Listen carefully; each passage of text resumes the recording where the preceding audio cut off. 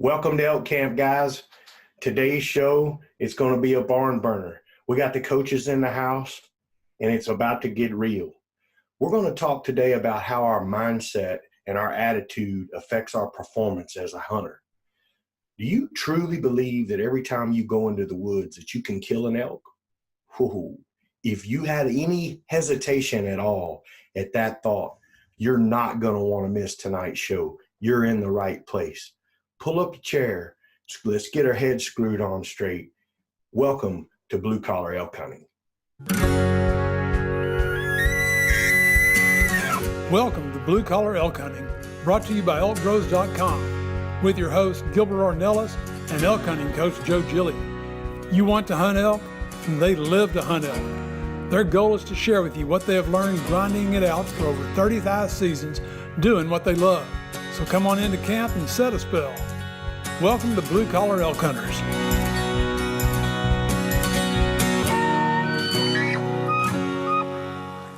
Hey, welcome back to elk camp.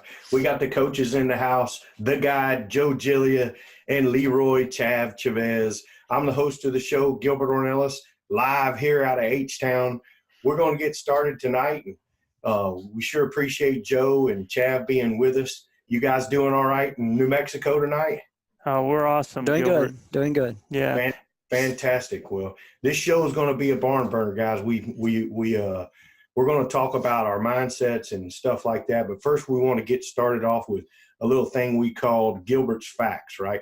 Everyone has the potential to become a successful elk hunter. Young, old, poor, rich, tall, small, everybody. But here's the question of the day, and we want to start off with my guy, which is Leroy Chavez, right? Chav, we got some questions here that have been sent in and says, how much does a person's mindset and their attitude and self-confidence affect their performance as a hunter? Well, Gilbert, the mindset is real important. You got to have that confidence, and confidence comes from hard work. And by that, I mean, if you're going to be a good shooter, you got to practice a lot and practice in different situations. Don't just go to 20 yards and shoot 30 arrows, go to 30 yards and shoot another 30 arrows and so forth. But, vary it up. Just throw the arrows out there and let them land wherever they land and take the shots from there. Shoot different environments, because the more you practice being a good shot, the better you're going to be, and your confidence just shoots up. Now, I've seen you shoot, and I've seen Joe shoot. And if an elk is in 70 yards, it's dead. I don't have that ability. If it's within 30, I figure I can kill it. So with my liability, I'm now practicing further shots, at 40 and 50 and even 60. So my range can now move out to 40, 45, 50. But it's all practice. And, with practice, you got to learn all the skill sets too. That's one skill set. You and Joe have you've become an excellent caller. Joe's a professional. I've hunted 35 years with him, and every time I go out on the field, I know I'm going to get at least one good shot. So I got to prepare myself for that shot, because he's going to bring it in, under 30 yards for me, and it's up to me to make that kill. So a lot of the confidence is just practice, practice, practice. And one factor that really has led to me being real confident on the field is the advent of the GPS. You see elk early in the morning, you see them late at night, but you got to get out there in the dark to get there early in the morning, and you got to stay up to get those bulls coming as darkness approaches. And in the past, I was always looking at my watch like, okay, I got a half hour, I got to head back to camp. One time I hunted late, and I got to camp like 4 hours later than I should have, because what I thought the terrain didn't look like in the dark.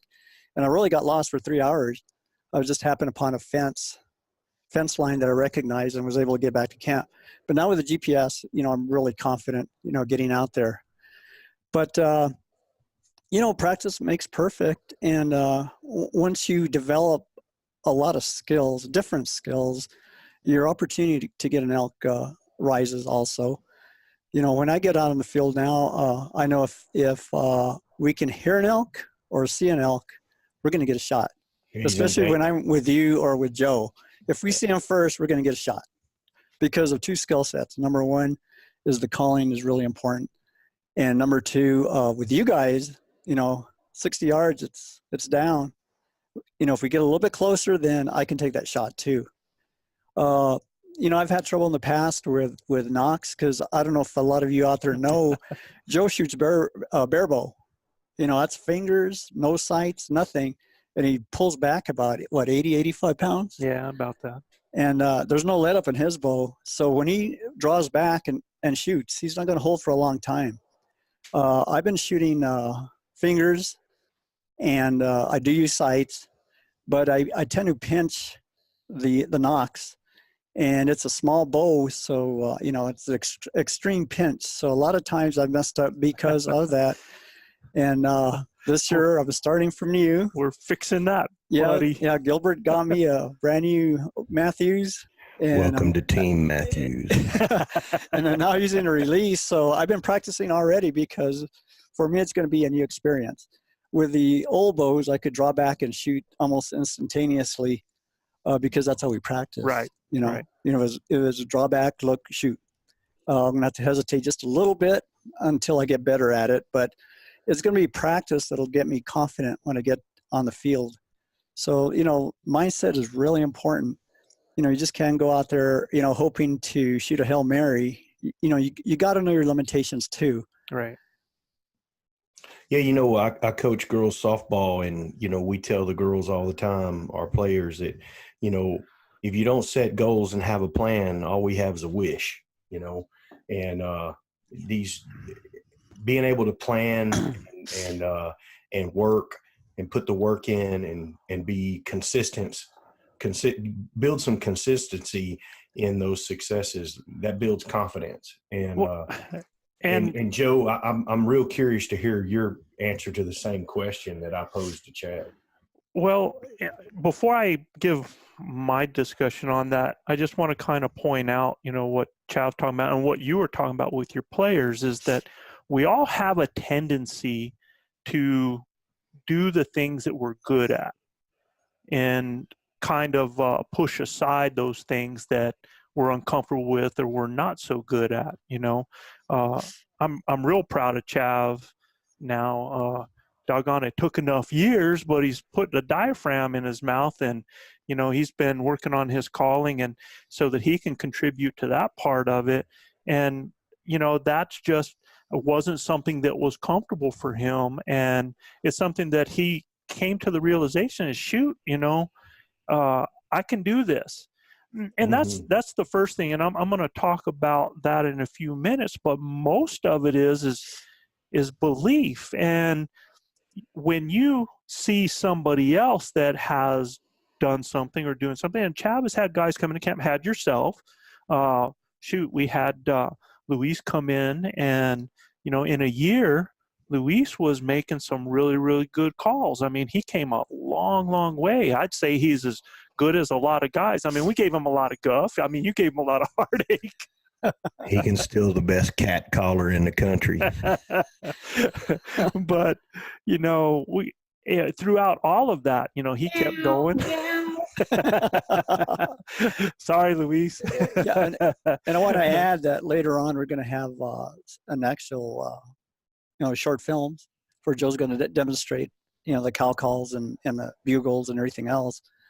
And like he said, I just started, so you can see a beginner, and you can see the pro, and hopefully by the end of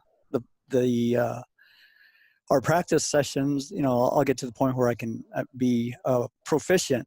He's a professional, and I'm starting to get there. So that's going to be something that you need to look forward to and tune in when we do that, because that's so important. It takes your hunting to a different level when you can call and bugle. And that's one thing I'm real proud of is we're giving a lot of solid free content here. We're going to have the calling part of it that's going to be on the Elk Academy. All the videos will be there. All of this stuff that you're hearing, you're going to be able to see in video, or you're going to be able to actually see it in words. People respond different ways. we talk about the Elk Academy that's in production right now, and I'm really, really excited about that. So everybody out there, keep tuned in for that as well. Our podcast is just doing dynamite, man. We're rocking and rolling. We've got I have so many people from so many different places that are listening to this, and I might even do a shout out to some of those cities that are out there that I've never even heard of before that are watching this. And before I get into my explanation of where we're going with this, I need to please request everybody out there, go on to our podcast, and I need you to rate it. I need you to subscribe to it. Please go over to our YouTube channel, our ElkBros YouTube channel, and please subscribe to that. There's some things we'd like to do, and until we get a certain amount of subscribers, that kind of limits us. And I know most of y'all are audio listeners, but we're going to have some tips and tricks coming up that you're going to want to see. So that's going to be on that YouTube channel. So going back to what you were talking about, Gilbert, you were talking about, how I feel about the things that define the success of a hunter. Yeah, for sure. Mindset and attitude, things that you do to build confidence, right? And how important it is, because, first of all, it is everything. It's everything. Because if you do not believe in yourself, if you don't have trust in your abilities, then you're just out there doing a day hike. You're hoping to stumble across something. You're hoping that, an animal just happens upon you, and maybe you're a good shot and you can make that happen. But you're not really, if you don't believe in yourself and your abilities, and you don't have that faith that every time you can go into those woods that you can take an animal, well, you're in the right place, because we want to help you with that. One thing we always taught our kids was WWD plus PMA equals success. And for those that have never heard that before, WWD, work, will, and desire, plus a positive mental attitude. You put those things together and you can do anything. You can do anything that you want. If you can see it and you're willing to do something to achieve that, you can achieve anything.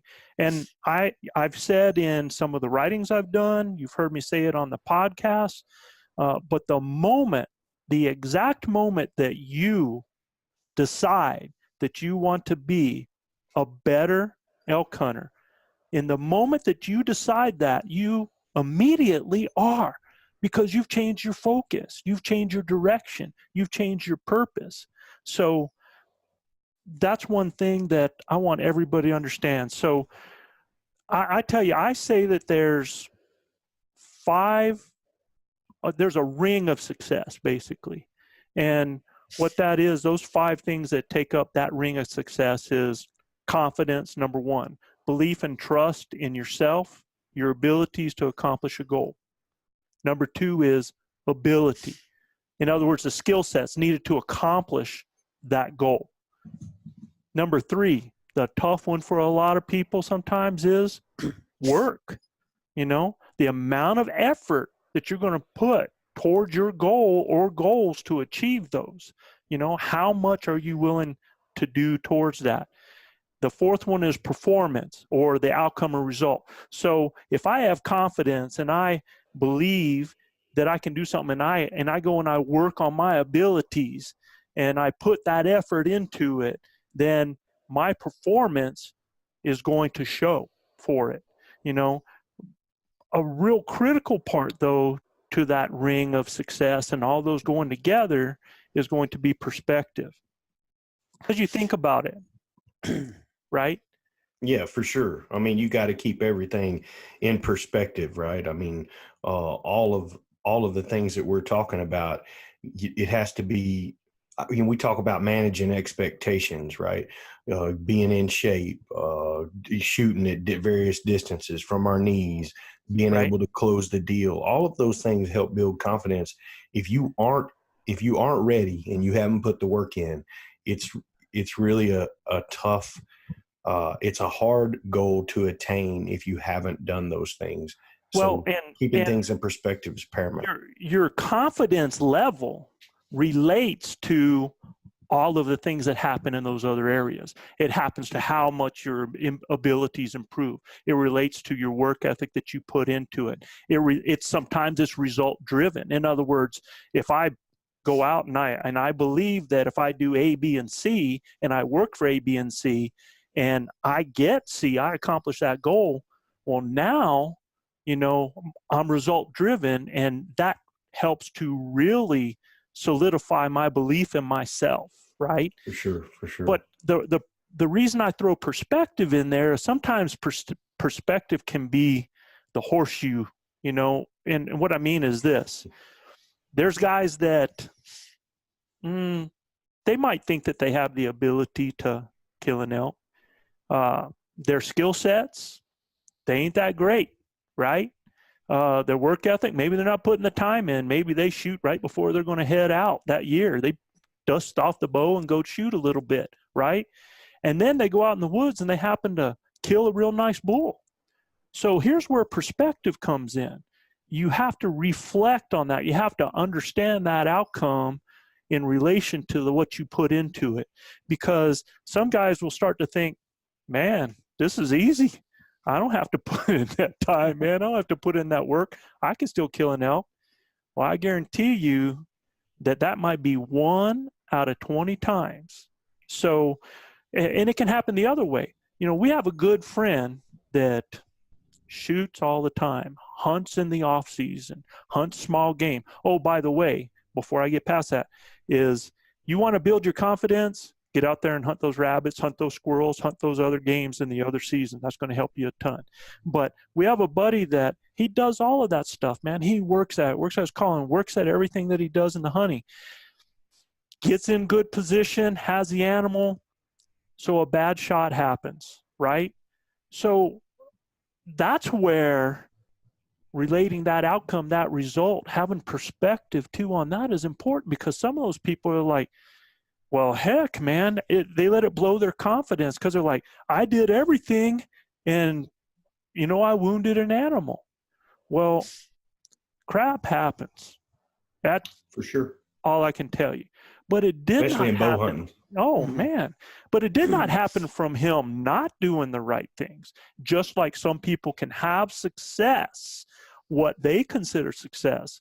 When I look at somebody that ends up getting a bull that smells like cigarettes as they're smoking through the woods, and they're out of shape, and they don't call worth a darn and stuff like that, that's opportunity coming along that they got to take advantage of, is what it is. For sure. It's not going to happen. Yeah. If you want, I guess the important thing is do you want continued success year after year? So that ring right there of items has to occur,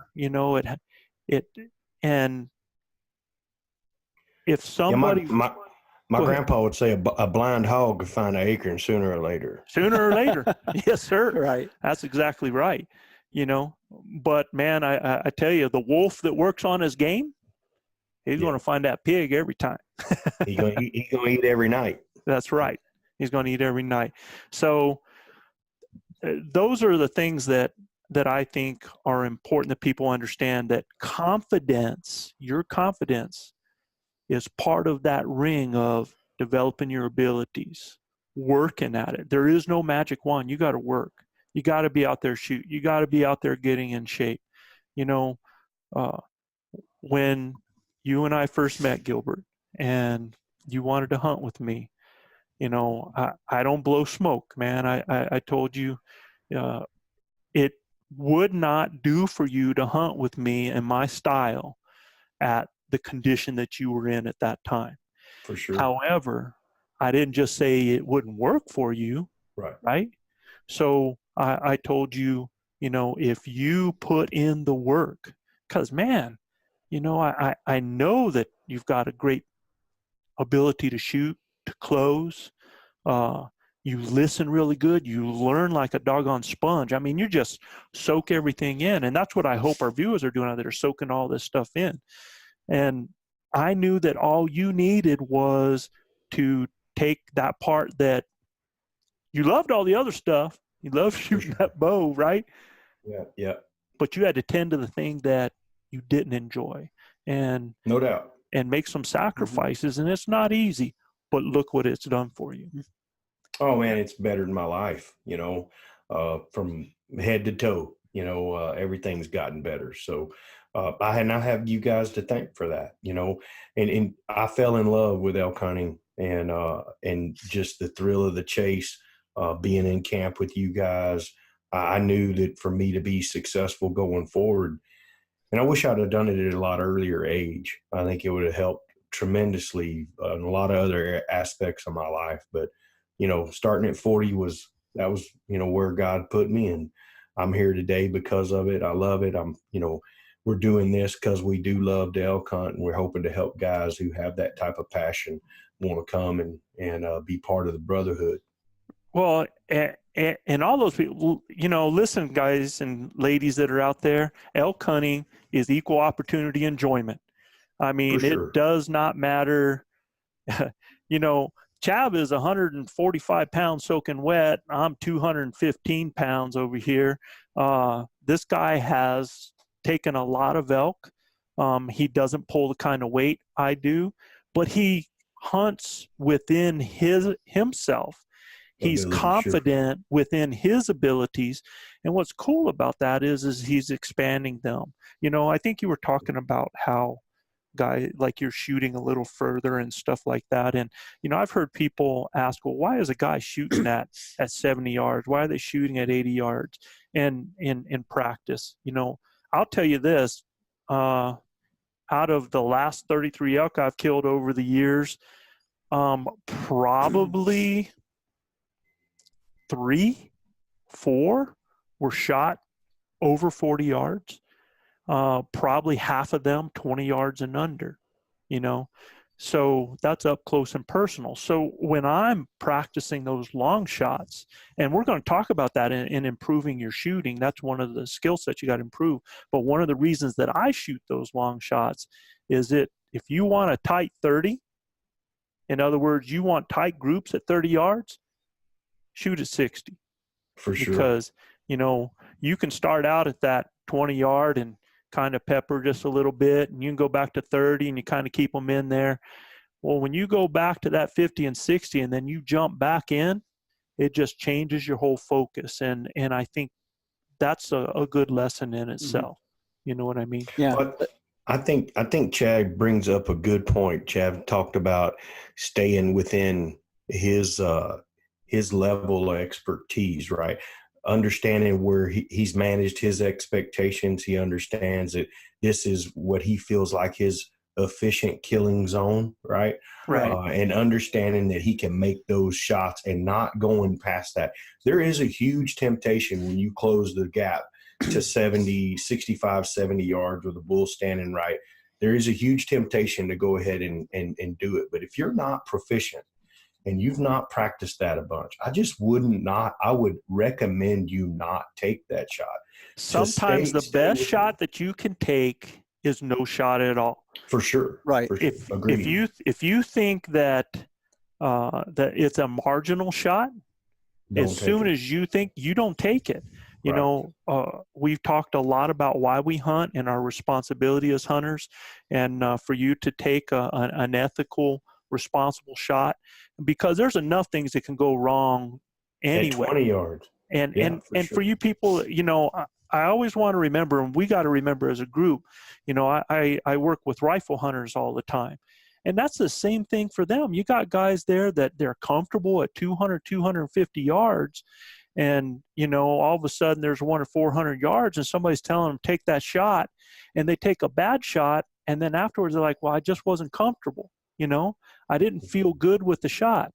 Well, number one, you have the gun in your hands. That's right. That animal that you're shooting at is your responsibility. If you are not comfortable, do not take the shot. Get closer. Work the animal. Yeah. Hunt the hunt. That's the honor of the hunt is, we hunt the hunt. We just don't go out and just blow You it know, up. I've passed some shots that I probably could have took, but in my mind, I knew that it was marginal, right? Right. And I've made some dumb decisions, and I've made some decisions to try to put an arrow in places that, man, I probably shouldn't have, right? But if I can see it, and I have a window that I can thread it in, I'll put the work in. You know, Joe, we shoot out to 100, 125 yards, right? And I'm not scared if I get an elk within 60, 70 yards, 80 yards. If everything's right and he's standing right and he's not at full alert, he doesn't even know we're there, the wind's right. There are so many factors that going into closing that deal. But I've put the work in to know where to put that arrow, right? I've studied that animal, the way he's standing, again, his body language, the herd's body language. All of that goes into, if you got an animal staring at you down at 60, 65 yards, it's probably not a time to send that arrow, because he's going to move before the arrow gets there. That's definitely not the time to do it. So you got to really be understanding of that animal and angles and bow hunting in general, right? And the more you do it, the more you listen to stuff like this content, the more it's going to check you up on some of the things that you've probably done and we've probably lived through with some, high anxiety moments in camp after we've done it, right? Right. So I know I've been there. I've lived through 3 or 4 anxious moments, and and they're all due to marginal things that I've done. Knowing that I shouldn't have done something, and for me, it's all been a process and all been a learning process. Well, we hunted with 2 guys that in our camp, RC and Carl, that shot stick bows, and they were not going to shoot an animal over 20 yards.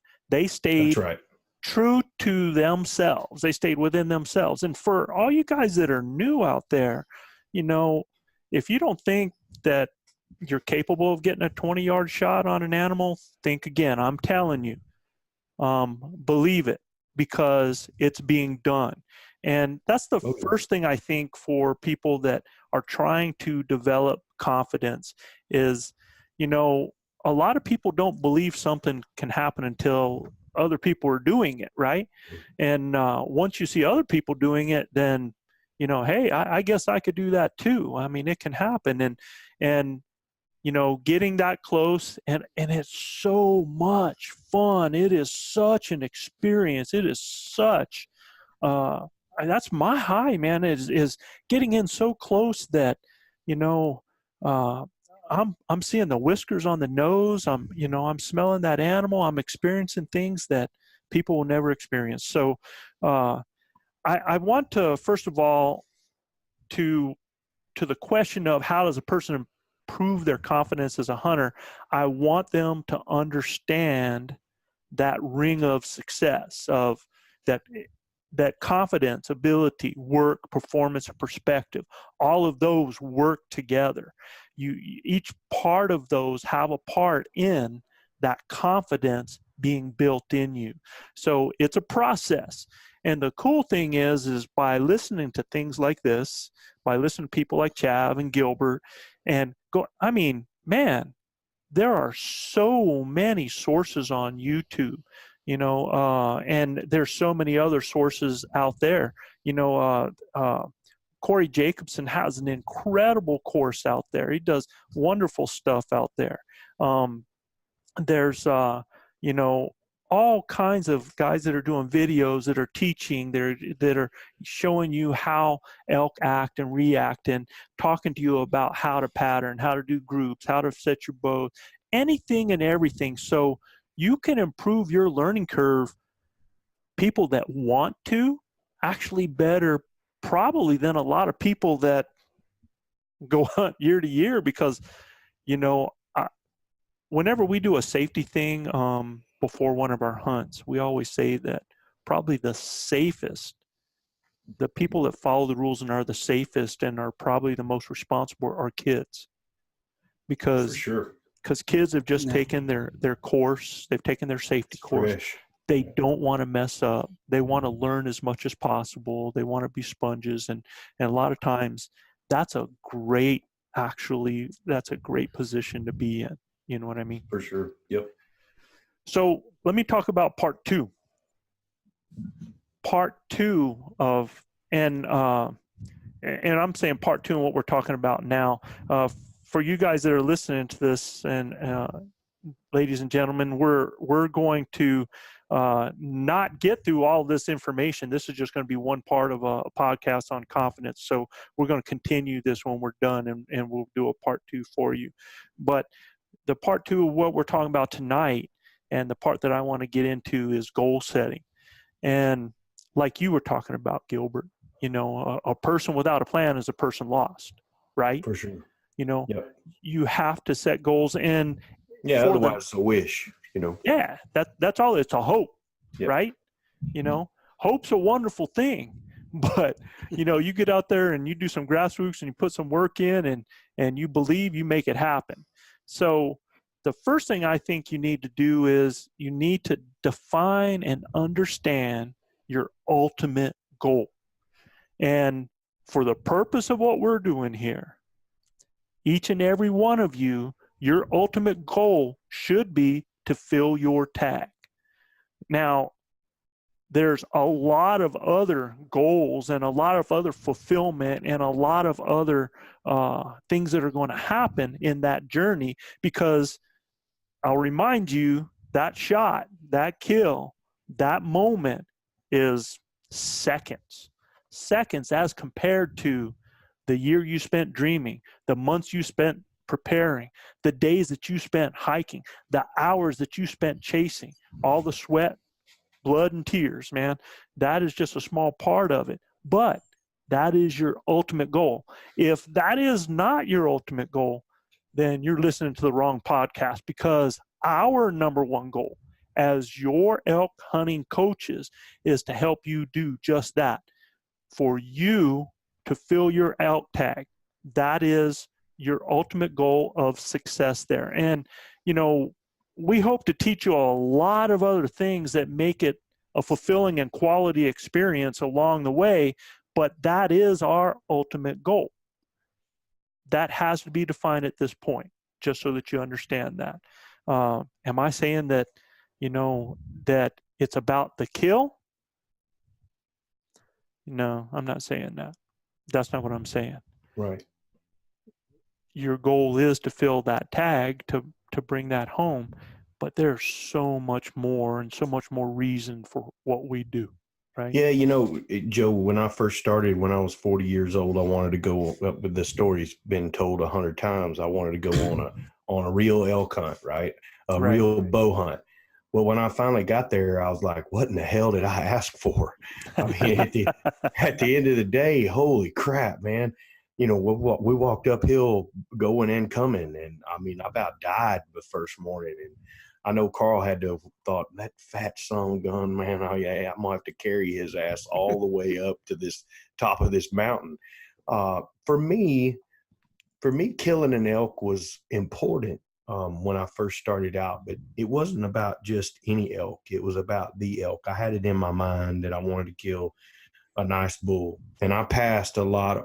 And I'm saying this from a perspective point of view, because I have elk hunted the last 9 years. I wanted to kill the bull, right? A big bull. And I was okay. It was my money and I was spending it. So I was okay with going home with tag soup.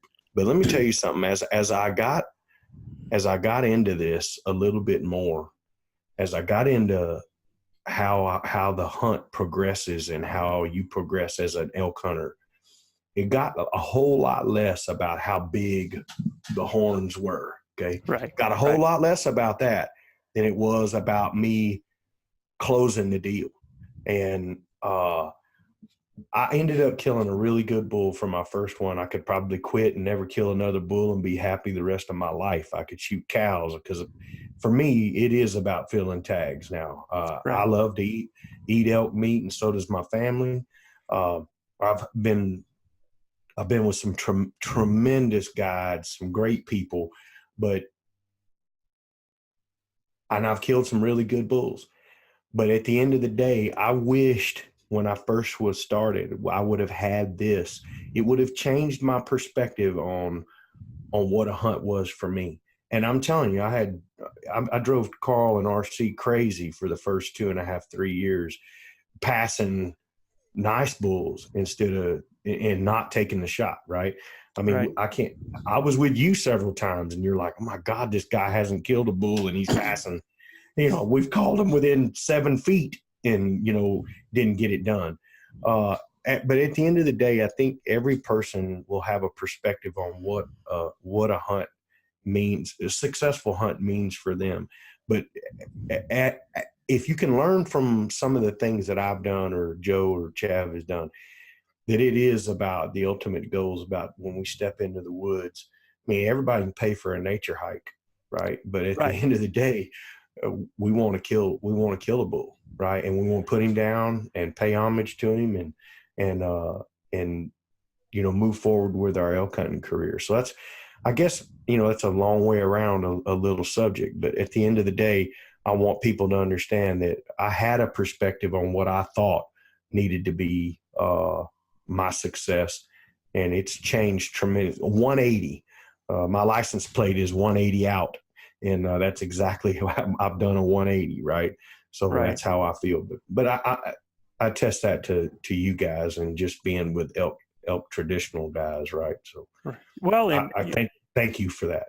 Well, buddy, you're more than welcome, because you've earned everything that you've done. And as a person that I'm usually the one out calling people and taking them out, I can generally tell when somebody is into a hunt or when they really don't think that they're going to get an animal, or that an animal is that we're going to have that opportunity. Because, just when if I go to the side of a ridge and I blow out an elk call, it's like some guys think that's time to start unzipping and getting their water and, stuff like that. Like, well, I guess I'm tooting just to hear myself toot, that tells me right away that, they're not expecting to get an answer. They're not feeling like, that's what we're out there for. We're just taking up time. I've seen guys that, by 8 a.m, they're ready to head back to camp because, I've done my hike for the morning. I need to go and take a nap and eat some food. And, there's a time and a place for all that. But, man, if you are really confident and you're an elk hunter, man, you are just out there pounding it and working your butt off to make that happen. Yeah. Again, like I said, the goal for me was about a bull, right? The bull, right? But I sure wish that I would have listened. You made a comment to me about our 3rd year hunting together. Was when you kill one, you kill one, it's going to get easier, right? And that was never more true. And if I would have done that earlier, all of that would have been easier, right? Right. Because when I did let the first one go and put him down, I got that confidence like you do now, Joe. Every time I step in the woods, I feel like I got it. If I can hear one or see one, I feel like I can get to him and get it done, right? But it's and because of that consistency, of doing the right thing and putting ourselves in the right position to get it done. Well, and I don't fault people that at all, like you said, that they're going to pass on bulls because they want to take a certain bull because that's the goal they've set for themselves and they feel confident in doing that. Well, amen to that, man. I mean, that again is just them applying their skill set to take it just to another level. I have no problem with that. A lot of times when I would pass on animals in a hunt is just because I love to hunt, man. And sometimes I'm like, man, I don't want it to end this early.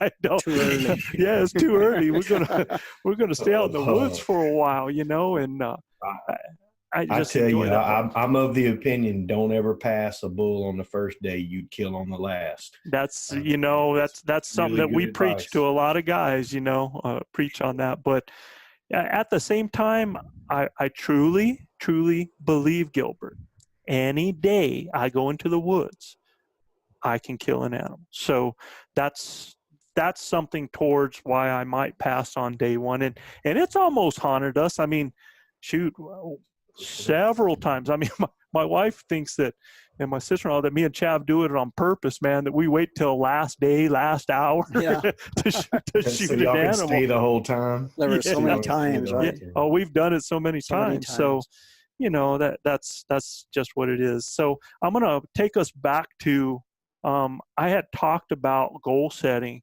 and defining that. And, you know, when I talked about that ring of success, and remember, one of those rings was performance, was the result. Well, what I like to tell guys is this, is if you want to work on your confidence, then you have to visualize your result. You know, you have to be able to see and believe in that. And so for you guys that are out there right now, if you're driving, please don't do this. You can do it another way. But if you're just sitting there, I want you to do this. I want you to close your eyes and I want you to visualize your ultimate goal. And if at some point this becomes blurry because you have no idea or you don't have the background for it, no worries. You'll learn how to fill all this in with us as we go. But I want you to prepare to see your bull in front of you. And what we're going to do is we're going to work backwards from there. All right? I want you to see that bull in front of you. Okay?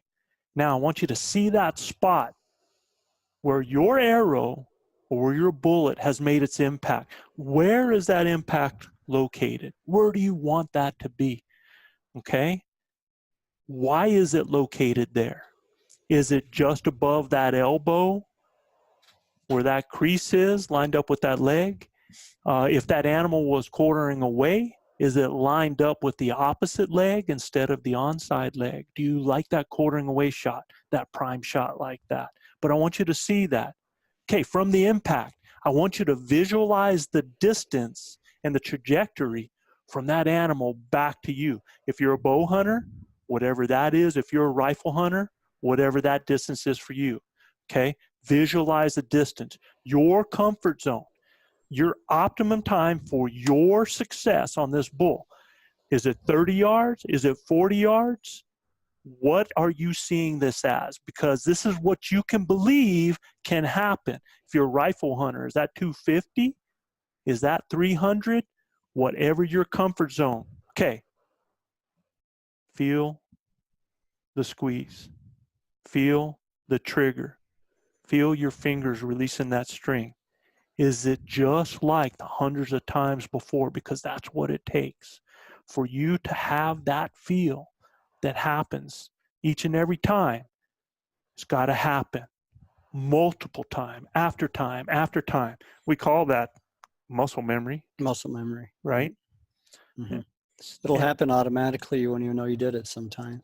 Yeah, I can tell you this. I have shot animals that I never remember releasing the arrow. So think about that. All right, now the distance is right, totally in your range. You got that down. You see the bull in position for a killing shot because we're working backwards now. You see that position for a killing shot. Are you using a release, a sight, a scope? Whatever you have, you got to see yourself looking through it. How does your anchor feel? Or your cheek on that stock? Is it comfortable? Is it out of place? Is it too low? Is it locked in? What are you feeling there? The background behind the animal, clear? No skylining, safe, right? Your line of sight, no obstruction. Or like Gilbert said, you've practiced that shot. You know that that arrow or bullet is rising so many yards out, that it's going to go over that rock, that it's going to go under that limb because you have shot it hundreds of times and you put yourself in positions to shoot that. You draw back.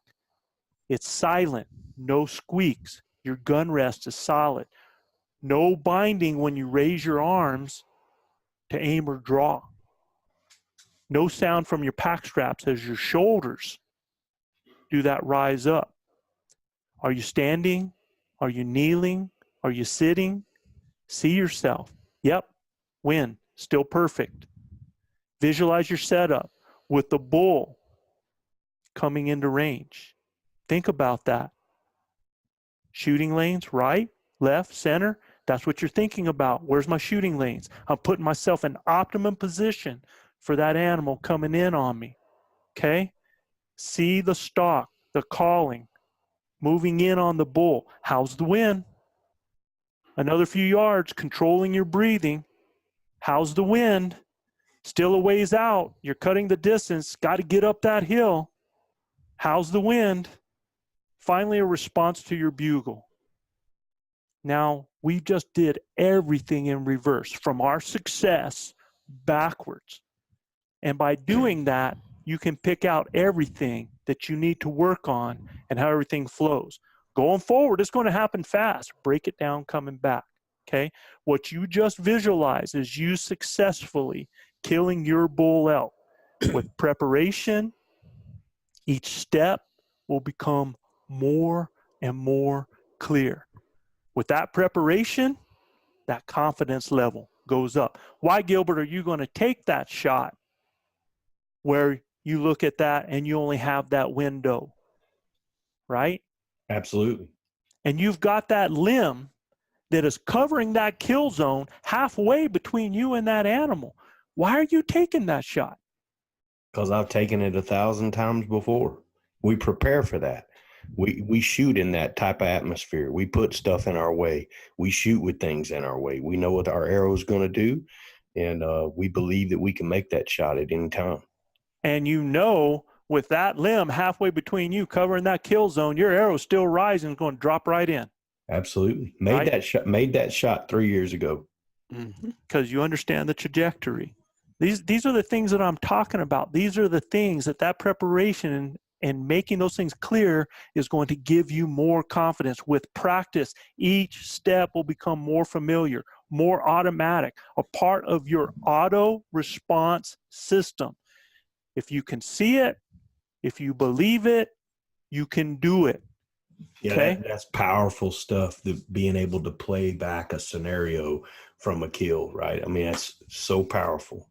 Our listeners today are going to be well informed, because I've never played back a kill like that, but as we were going through that, I played back one. It was fantastic.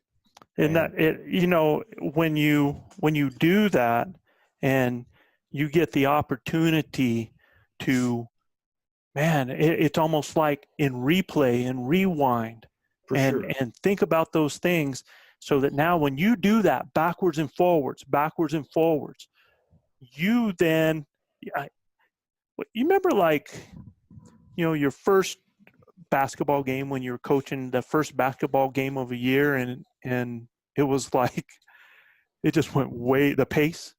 Yeah. You just couldn't. I mean, it's like, man, I should have called a timeout a long time ago, you know? Yeah. And then I've been there for sure. And as you do things more and more, it just slows it down. Slows the game down, right? Right. And that's what I'm trying to tell you right now. If you are doing these things, you're already developing confidence. There's your key right there. And, step 2, we'll go into the next podcast. We're going to be talking about identifying the small goals on that. But I've just given you a lot to think about, Chav and Gilbert and the people out there. And I want y'all to do me a favor and kind of play their part. And from what we just discussed, is there anything that comes to your mind? Well, can you go back to the ring of success, the factors that make that up? The aspects. Oh yeah, for sure. The ring. When you talk about the WWD plus PMA, is that what you're talking about, Chad? I think he's talking about the ring, or the 5 parts: confidence, ability, work, the confidence, ability, work, performance, and perspective. Right. Yeah, and the comment I wanted to make was those 5 factors equal consistency. So when you get in the absolutely. field, you have an opportunity every time. You know, confidence, ability, work, performance, and perspective gives you consistency, so that when you get out there in the field, you're going to have an opportunity. Yeah, we make a comment all the time to our players to slow the game down, especially our catchers, because they're truly the quarterbacks of our offense and our defense, mainly our defense. So we want them to slow the game down. They have the ball, they have the ability to slow the game down and make good decisions for their defenses, right? So it's the same thing. It's the confidence to be able to make those decisions, the ability, the work that you put in every day at practice to know that you can do it. And then the performance, having success, outcomes, are you working on that? There's no difference in when you've played sports or when we're doing what we're doing here, right? Well, and then the if you fall perspective and learning. short in that performance, you still look back to, well, what work did I put in? What skill sets do I still lack? So that perspective of your performance, that understanding of it's critical. Well, and I think you got to take some wins in there, right? Even though if you've had some failure, you've got to relish with some of the small wins that you've had, right? We talk to our hitters all the time about hitting the ball hard to help your team win. Not everybody's going to hit 500, but if you hit the ball hard and put it in play, things are going to help you, right? The game will get easier for you if you're doing the right things. Sometimes the stats won't show that, but at the end of the day, you're putting the work in and you're seeing success trying to help your team win. And so you take real, okay, we went 0 for 4, but we hit the ball hard, line drives right at people 4 times. We know as a coach that those balls are going to start finding pockets to fall, right? It's the same thing with us, right? If, there are a lot of things that can go wrong on an elk hunt, and more things have to go right for it to work out, right? All the stars have to align. You, me, everybody been there, and we didn't see that limb in front of us and we hit it, or whatever it may be. The Chavs had a knock fall off. Those kinds of mechanical errors happen, right? Yeah. But so from learning from that, we make the adjustments to get better.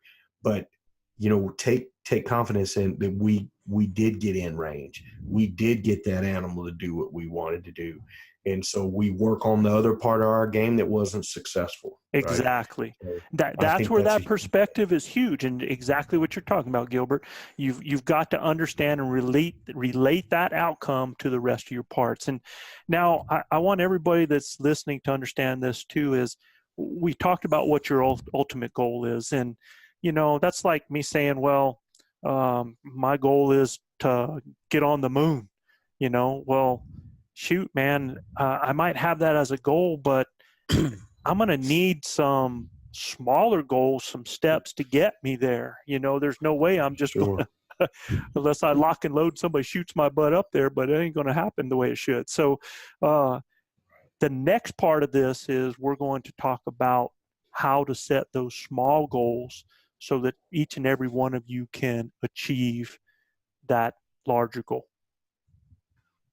Well, we're looking forward to that, Joe. It won't take us too long to get into that because we've already covered so much of this. But I think you're right. It's the finer detailed things that really build into those five essences that we need to be successful. So I'm looking forward to that next podcast and working with you guys. I sure appreciate y'all tonight. We appreciate all our listeners. Thank you for everybody that's rated us. Again, if you have any questions, you can go to info@elkbros.com. The web is live. We enjoy every minute of this. Brother Joe sent me some stats. I was staggered, over 200 cities and 5 countries. And I mean, I can't believe that. So we appreciate all our listeners and everybody out there. And we welcome you back to Elk Camp here next week. And we can't thank Joe and Chav enough for hosting the show with us today. And we look forward to being back at Elk Camp. We appreciate everything from everybody tonight. God bless y'all. Yeah, thank you, buddy. And you have a good night. And each and every one of you people out there, man, keep dreaming about it. The draw's coming here in New Mexico on the 24th. Absolutely. We hope you get that gift. Yeah. All right. Back at elk camp. Got our fingers crossed. Absolutely. Good night. Night. Good night.